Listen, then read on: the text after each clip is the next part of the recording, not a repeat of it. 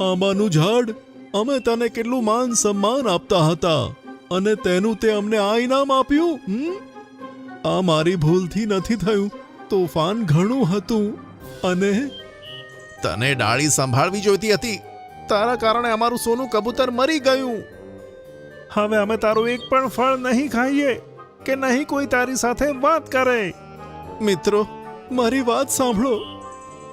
બધા ત્યાંથી જતા રહ્યા.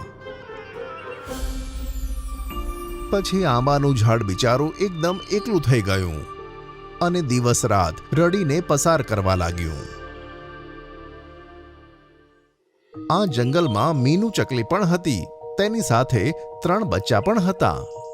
બાળકો, તમે ક્યાંય ના જતા. હું તમારા માટે ખાવાનું શોધવા જાઉં છું.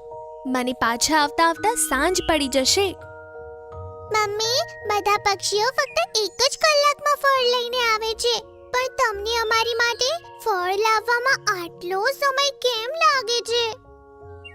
બાળકો, આપણા જંગલમાં કેરીના સિવાય બીજો કોઈ ઝાડ નથી અને તેમાંથી આપણે કેરી ના લઈ શકીએ. જંગલના બીજા પક્ષીઓ અને પ્રાણીઓ ગોલ્ડી બાજના બાગમાંથી ખરીદીને લાવે છે, પણ મારી જોડે તો તેને આપવા માટે કંઈ નથી. તેથી હું બીજા જંગલમાંથી તમારા બધા માટે ફળો લાવું છું.